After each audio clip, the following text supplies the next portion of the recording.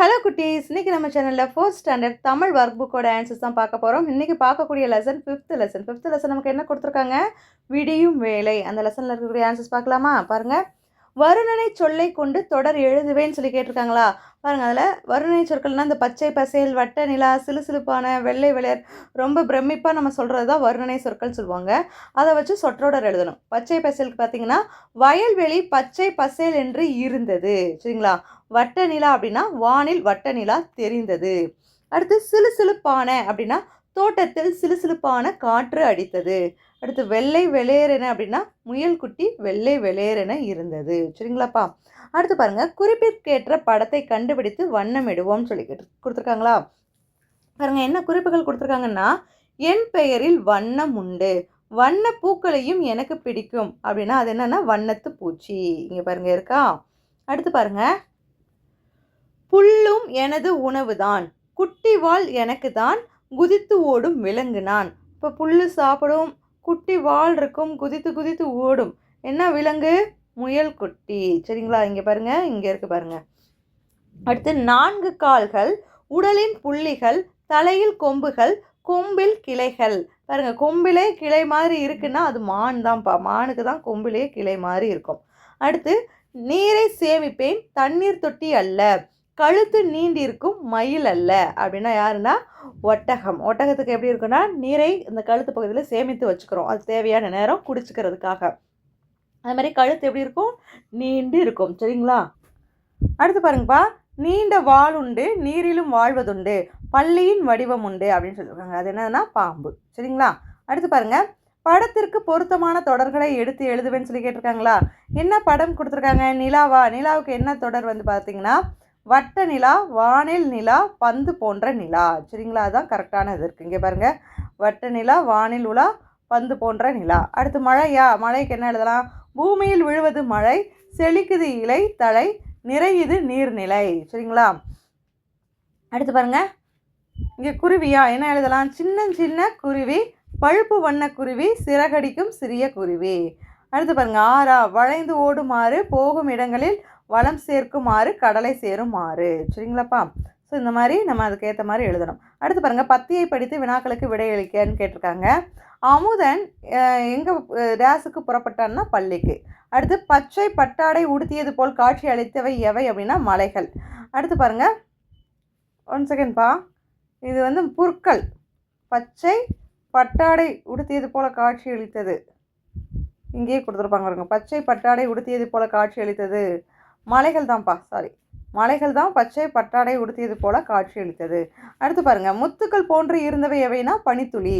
அடுத்து இப்பத்தியில் இடம்பெற்றுள்ள வர்ணனை சொற்களை எடுத்து எழுதுக. பாருங்கள், என்னென்ன இருக்குன்னா சிலுசிலுவென்று, பச்சை பசேல், உயர்ந்தோங்கிய மலை, வண்ண வண்ண பூக்கள், இதெல்லாம் வர்ணனை சொற்கள். அடுத்து புத்தகத்தில் தேடி எழுதுவோம் சொல்லி கேட்டிருக்காங்களா? பாருங்கள், பாடத்தில் உள்ள வர்ணனை சொற்களை எழுதுக. என்னென்ன இருக்குன்னா பஞ்சு பொதிகள், பச்சை பசேல், சிலுசிலுப்பான, வட்ட நிலா, வெள்ளை வெளேரென, இனிமையான, காலை பொழுது, இதெல்லாம் வர்ணனை சொற்கள். அடுத்து பாருங்கள், அமுதன் தன் செல்ல பிராணியிடம் என்ன கூறினான்?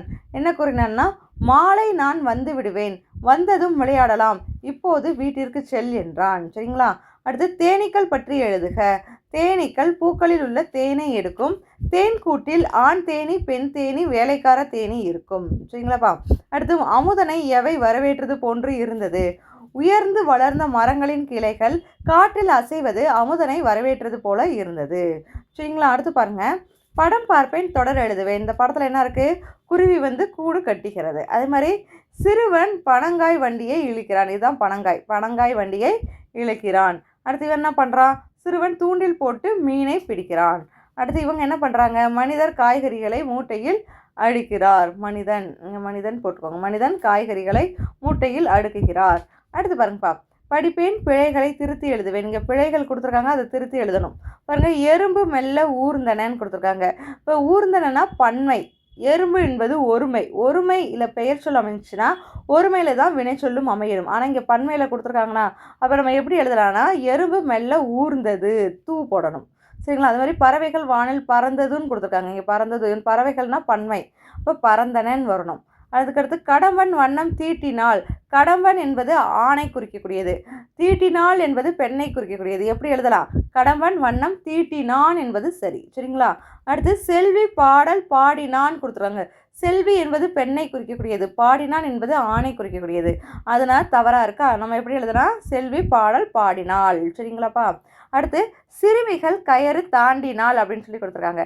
சிறுமிகள்னா பன்மை, தாண்டினாள் அப்படின்றது ஒருமை. எப்படி எழுதலாம்? சிறுமிகள் கயறு தாண்டினார்கள். சரிங்களாப்பா? அடுத்து பாருங்க, படத்திற்குரிய குறிப்பை தெரிவு செய்து எழுதுவேன். இது பாருங்க, இந்த ஆந்தை இருக்கு, மரக்கிளையில உட்காந்துருக்கு. அது எப்படி எழுதலாம்?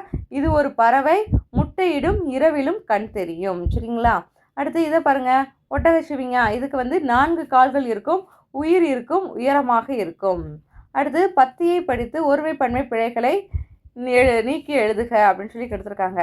பாருங்கள், எதெல்லாம் எழுதலான்னா, இங்கே சிட்டுக்குருவிகள் இறை தேடி சென்றது வரும். இங்கே பாருங்கள், இங்கேயே நம்ம கரெக்ஷன் பண்ணியிருப்போம். சென்றது, இறை தேடி, சிட்டுக்குருவிகள் இறை தேடி சென்றன எழுதணும். சரிங்களா? இங்கே நான் வரணும், இந்த சென்றன. அக்கூட்டத்தில் இருந்த மின்னூர் என்ற சிட்டுக்குருவி தானியம் ஒன்றை கண்டது. தூ இங்கே வரணும். அதை கொத்தி கொத்தி பார்த்தது. தூ. ஆனாலும் முடியவில்லை, அதை கொத்தி கொண்டு பறந்தது. தூ தான் வரும். தன் கூட்டில் சென்று போட்டது. தானியம் கூட்டின் தரையில் விழுந்தது. தூ தான் வரும். சரிங்களா? அவ்வளவுதான். இருட்டான கூடு வெளிச்சமாக மாறியது. சின்னுவின் தங்கைகள் மகிழ்ச்சியில் சத்தமிட்டன. நான் வரும். இறை தேடி சென்றிருந்த தாய்க்குருவி வீடு திரும்பியது. தூ. அடுத்து அம்மா, இந்த தானியம் மின்னுகிறது அம்மா என்று மகிழ்ச்சியில் கத்தின. அதற்கு தாய்க்குருவி, இது தானியம் இல்லை, மின்னும் வைரக்கல், அதனால்தான் நிலவின் ஒளியை பெற்று மின்னுகின்றது என்றது. அன்றிலிருந்து அந்த தானியம் தான் கூட்டின் விளக்காக இருந்து வருகின்றது. ஸோ இந்த கரெக்ஷன்லாம் நீங்களும் பார்த்து சரியாக பண்ணிக்கிறணும். அதை தான் நம்ம இங்கேயும் எழுதியிருக்கோம். சரிங்களாப்பா? அடுத்து பாருங்கள், விரைவாக படிப்பேன், படித்த நேரத்தை குறிப்பேன். இந்த சொற்கள் எல்லாம் எவ்வளோ நேரத்தில் நீங்கள் படிக்கிறீங்க நோட் பண்ணிவிட்டு அந்த டயத்தை ஒரு 4 டைம்ஸ் படிக்கணும். 4 டைம்ஸும் நீங்கள் அதை படிக்கக்கூடிய நேரத்தை குறித்து வைத்துக்கொள்ளணும். அதே மாதிரி தான் இந்த பத்தியையும் படித்து அதுக்கான டயத்தையும் இங்கே நோட் பண்ணி வைக்கணும். சரிங்களா? அடுத்து பாருங்கப்பா, படிப்பேன் மின்னுவேன் சொல்லி கொடுத்துருக்காங்களா? இந்த வார்த்தைகள் எல்லாமே நல்லா தெளிவாக படித்து பாருங்கள். சரிங்களா? உங்களுக்கு வார்த்தைகளை ஒன்று சேர்த்து, அந்த எழுத்துக்களெல்லாம் ஒன்று சேர்த்து படிக்கணும். அதனால் அதை நல்லா படித்து பார்க்கணும். பாருங்கள், அதில் உயிரற்றவை எது அப்படின்னா மேடை, விதை, வைகாசி, உண்மை, சைகை, வாழைத்தார், தென்னை, வடை, கலை, மளிகை, கூடை, மேசை. அதே மாதிரி தாவரங்களிலிருந்து கிடைப்பவை எதுனா வாழைத்தார், குடைமிளகாய், எலுமிச்சை, கற்றாழை, வாழை, வெற்றிலை, இலை, முருங்கை. சரிங்களாப்பா? அடுத்து பாருங்கள், இதெல்லாம் ஒரு தடவை ரீட் பண்ணி பார்த்துக்கோங்க. சரிங்களா? அடுத்து செய்து மகிழலாம் சொல்லி கொடுத்துருக்காங்களா? இந்த மாதிரி இப்போ கம்மு, சிஸ்ஸர், இந்த கலர் பேப்பர்ஸ் எல்லாம் எடுத்து இந்த மாதிரி நீங்கள் செஞ்சு பார்க்கணும். சரிங்களா? பாருங்கள், இங்கே சிறு தானியங்கள்லாம் வச்சு அதை ஒட்டியிருக்காங்க. அந்த மாதிரி நீங்களும் ஒட்டி பார்க்கணும். அடுத்து வளர்வரி மதிப்பீடு பார்க்கலாமா? என்ன கொடுத்துருக்காங்க? புற்களின் மேல் முத்துக்கள் போன்று இருந்தவை எவை அப்படின்னா பனித்துளி. அடுத்து ஊற வச்சு, திறந்து ஆகிய பேச்சு வழக்கு சொற்களின் எழுத்து வழக்கு சொற்கள் ஊற வைத்து, திறந்து. சரிங்களாப்பா? அடுத்து பாருங்க, இங்கே டேஸ் கொடுத்து 2 எடுத்து கணுவாய் முறிச்சு வச்சு, அடுத்த டேஸ் கொடுத்துருக்காங்களா? 2 எடுத்து சுளையாய் முறிச்சு வச்சு அப்படின்னு சொல்லி கேட்டிருக்காங்களா? இதுக்கு என்ன ஆன்சர்? கம்மந்தட்டை, சோளத்தட்டை. அடுத்து பாருங்கப்பா, சரியான இணையை தேர்ந்தெடுக்கன்னு சொல்லி கேட்குறாங்களா? கிழமை அப்படின்னா கிழமை சரியான சொல். ஊற வச்சு அப்படின்னா ஊற வைத்து. அடுத்து பாருங்கள், நீ வளர்க்க விரும்பும் மரம் அல்லது செடி எது ஏன் அப்படின்னு கேட்டிருக்காங்க. நான் வளர்க்க விரும்பும் மரம் வாழை மரம், ஏனெனில் வாழை மரத்தின் அனைத்து பகுதிகளும் நன்மை தருபவை. சரிங்களா? அடுத்து பாருங்கள், வெள்ளை வெளேர், வண்ண வண்ண, பச்சை பசேல் என்ற வர்ணனைகளுக்கு உரிய சரியான சொற்தொகுப்பை கண்டறி அப்படின்னா அது என்னது? கொக்கு, பூக்கள், வயல். வெள்ளை வெளேர்னு கொக்கு இருக்கும், பூக்கள் வண்ண வண்ண பூக்கள், வயல் பச்சை பசேல்ன்று இருக்கும். அடுத்து ஒளி மரபு சொல்லை எழுதுக. நாய்க்குட்டி குறைத்து கொண்டே அருகில் ஓடி வந்தது. அடுத்து காட்டில் யானைகளின் பிளிரல் சத்தம் கேட்டது. அடுத்து பாலன் தேர்வுக்காக இரவு பகலாக, இங்கே இருக்கு பாருங்க, இரவு பகலாக படித்தான். அடுத்து பாருங்க, ஒரே சொல்லால் நிரப்புக. பூக்களால் தொடுப்பது மாலை, இந்த லை தான் வரும். ஒரு பொழுதை குறிப்பது மாலை. அது மாதிரி கிழமைகளில் ஒன்று திங்கள், நிலவின் மறுபெயர் திங்கள். சரிங்களா? அடுத்து பாருங்க, குறிப்புகளுக்கு ஏற்ற விடையை தேர்ந்தெடுத்து எழுதுக. இங்கே கடல், ஆறு, வானம், வானவில் சொல்லி கொடுத்துருக்காங்களா? பாருங்கள், என்ன குறிப்புகள் கொடுத்துருக்காங்க? நீல வண்ணமாய் நான் இருப்பேன், என்னில் புள்ளி உண்டு கோலம் இல்லை. அது என்னது? வானம். புள்ளி உண்டு கோலம் இல்லைன்னா நட்சத்திரத்தை தான் புள்ளின்னு சொல்கிறாங்க.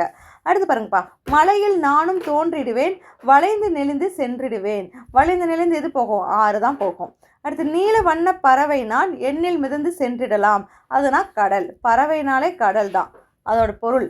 மழையோடு வந்திடுவேன், 7 வண்ணத்தில் திகழ்ந்திடுவேன். வானவில். சரிங்களா? அடுத்து பாருங்கள், பத்தியை படித்து வினாக்களுக்கு விடையளின்னு சொல்லி கேட்டிருக்காங்களா? பாருங்கள், பத்தியில் உள்ள எதிர்ச்சொற்களை எழுதுக. இங்கே அப்படின்னா அங்கே, சில அப்படின்னா பல. அடுத்து பாருங்கப்பா, மலர்களால் உருவாக்கப்பட்ட 2 சக்கர வாகனம் அப்படின்னா அதுக்கு மிதிவண்டி. அப்புறம் பத்தியில் இடமற்ற வர்ணனை சொற்கள்னா வண்ண வண்ண, செக்க சிவந்த, வெள்ளை வெளையர். அடுத்து முத்துக்குமாரி மலர் கண்காட்சியில் பார்த்தவை என்னன்னா இவை அனைத்தும். என்னென்ன பார்த்துருக்கான்? நடனமாடும் நீரூற்று, வண்ண ஒளிக்காட்சி, வெளிநாட்டு மலர்கள். அடுத்து ஆதவனுக்கு 24/5/2025 அன்று தான் செம்மொழி பூங்காவிற்கு செல்ல நேரம் கிடைத்தது. ஆனால் அவனுக்கு மரமல்லி செடி கிடைக்கவில்லை. ஏன் அப்படின்னு சொல்லி கேட்டிருக்காங்க. ஏன்னா செம்மொழி பூங்கா எப்போ நடந்துச்சுன்னா மே 23 வரை மட்டுமே நடைபெற்றது. அதனால் ஆதவனுக்கு மரமல்லி செடி கிடைக்கவில்லை. அப்போ அந்த நேரத்துக்கு அந்த நாளுக்கு போனால் தானே கிடைக்கும். அவன் அதுக்கு முந்தின நாளே போயிட்டான். அடுத்து பாருங்கப்பா, இன்றைய வானிலை அறிக்கைன்னு சொல்லி இந்த பத்தி கொடுத்துருக்காங்க. அதை படித்து கீழே கேட்கப்பட்டுள்ள வினாக்களுக்கு விடையளிக்கணும். பாருங்கள், துறைமுகத்தில் எச்சரிக்கை கூண்டு எதற்காக ஏற்றப்படுகிறது அப்படின்னா எச்சரிக்கை செய்வதற்கு. அடுத்து புயல் உருவாக காரணம் என்ன? குறைந்த காற்றழுத்த தாழ்வு நிலை இருப்பதால். அப்புறம் பாருங்கள், அடுத்த 3 நாட்கள் என குறிக்கப்படுவது அப்படின்னா என்னென்னதுன்னா 19/8/2025 முதல் 21/8/2025 வரை. இதுதான் 19, 20, 21 3 நாட்கள் வருதா? இதுதான். அடுத்து கடலுக்குள் செல்ல வேண்டாம் என எச்சரிக்கப்படுபவர்கள் யார் அப்படின்னா யார்ப்பா? மீனவர்கள் தான். அடுத்து கனமழை பெய்வதற்கான வாய்ப்பு உள்ள பகுதிகள் யாவை? எதுனா தமிழகத்தின் கடலோர பகுதிகள் மற்றும் உள்பகுதிகளான மதுரை, சேலம், கோவை, திருவண்ணாமலை. சரிங்களா?